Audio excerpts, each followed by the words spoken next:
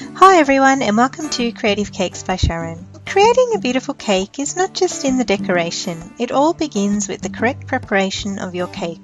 Just like building a wall, the foundations of your cake need to be set up properly in order to give you the best possible chance of ending up with a perfect end product. So today I'm going to show you part 1 of my 2-part series in how to cover a cake in ganache, and then in part 2 you can watch how I perfectly cover a cake in fondant. Don't forget to make sure you're subscribed to my channel, and let's get started. To make life easier, it's best to invest a few dollars in getting the right equipment, and a turntable, an offset spatula and a cake scraper are important tools to have. I've also got here a little rubber mat, some cake setup boards and my makeshift spirit level on my phone. I also have my cakes here. I'm using my 10-inch moist chocolate cake and my 8-inch white chocolate and raspberry mud cake, as well as my fillings and my ganache. So the first thing I need to do before filling the cakes is have all my cakes stacked up so that I can check if they're all nice and even or whether I need to trim them a little. If I use the cake scraper and have it flat on my turntable against the cake, I can easily see if any of the cakes are sticking out too much. If the cakes jut out at the bottom or the top, pushing the side of my scraper out on an angle, then I know I need to do some trimming. But as you can see, they all look quite even today. I'm also going to pop my spirit level on top of my cakes so that I can see if the levels are all nice and even before I start. This is going to save a lot of grief at the end. So on top of my turntable I've placed my rubber mat, my cake setup board and my first level of cake. So now I can get started and fill my first cake. Today I'm using a white chocolate and raspberry ganache filling. It's a nice thick consistency which will prevent any bulging at the sides when the cakes are all stacked. When you use any type of fruit filling mixed in with a ganache, it will tend to liquefy the ganache, so you always have to make sure it's nice and thick. So the cakes are filled and stacked, and I can start covering them with the white chocolate ganache now. I've prepared this ganache and let it cool fully to room temperature. It's not too runny and it's not so cold that it's unmanageable. So I'll start by spreading some ganache over the top of the cake, and I like to keep spinning my turntable to keep an even consistency and thickness. And then I'll slowly work my way down the sides of the cake. Always make sure to firmly press the ganache into the gaps between the layers of the cakes so that you can squeeze out any air pockets.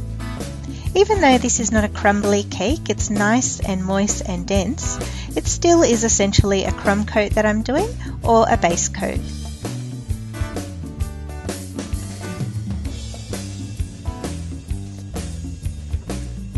Once the cake is fully covered, I'm now going to go back and apply another thicker layer of the ganache right around the sides of the cake and the top of the cake.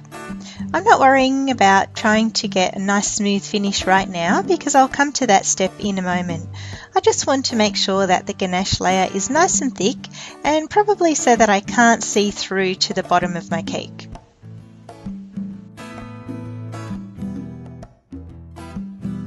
Now, using the cake scraper and making sure it's sitting perfectly flat on the turntable and pressed up against the cake on a slight angle, I'm going to slowly spin the turntable around, maintaining my pressure and angle on the cake scraper, removing off the excess ganache. You can see just how much ganache I've scraped off, and this all needs to be scraped off into my bowl before I repeat the process. So again, I'm just going to pop my cake scraper nice and flat on the turntable, held at an angle to my cake, and gently spin my turntable around. You can see that even after the first scrape of the cake, it's already looking nice and smooth and flat, but there still needs to be a lot more ganache to be removed. So you can continue this process as many times as you like until you feel that your sides are nice and straight. So I've scraped the cake a few times now, and I can actually see a few little areas where the ganache is missing. So I'm just going to pop some more ganache over the top of these little pockets and then scrape the cake over again.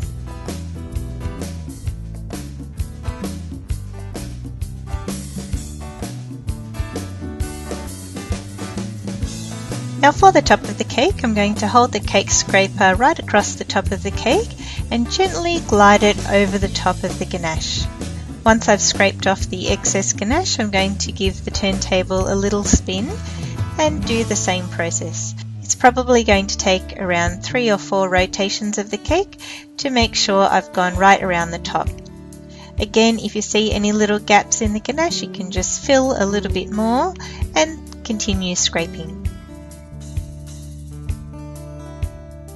Now to make sure my corners are perfectly crisp and sharp, I'm just going to hot knife the top of the cake.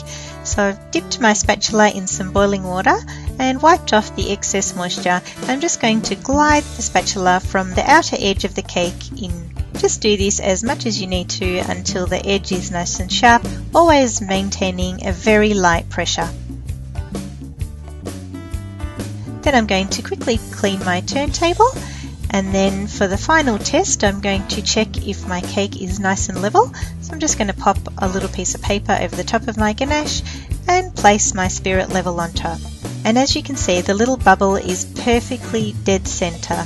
So I know the cake has been stacked and filled and ganached perfectly level.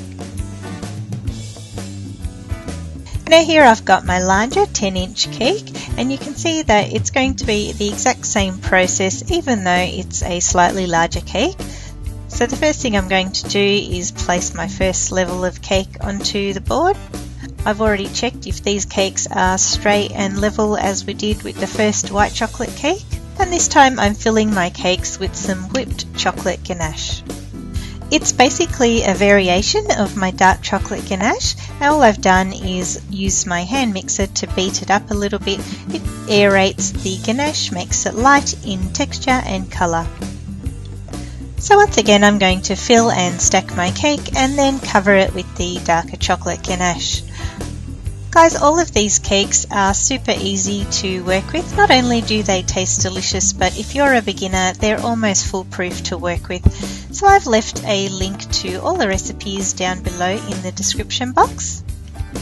Guys, this is a terrific video for you to add to your favourites. Rather than having to search for it each time you're ready to make a cake, you can click on your favourites and it will be there ready for you to follow each time.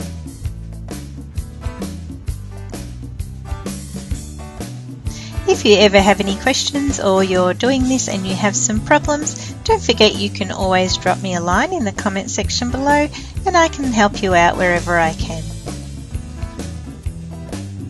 And finally, once again, it didn't matter whether this was an 8-inch cake or a 10-inch cake or whatever size it was, following this same process has left me with a perfectly smooth and level ganached cake. For me, there's nothing more satisfying than seeing a beautiful cake like this ready and waiting to be covered and decorated. So guys, I hope you enjoyed this tutorial on how to fill, stack and ganache a round cake. If you enjoyed it, don't forget to let me know by giving it a like. As I mentioned before, I love to get your feedback, so drop me a line in the comment section below or connect with me on Facebook, Pinterest, Instagram and Twitter. If you're not already a subscriber, make sure you click on the subscribe button and turn on the notifications so you'll see all my creative cakes as I release them. Make sure to check out part 2 in this series on how to perfectly cover a cake in fondant. I hope you tune in next time, and as always, thanks for watching.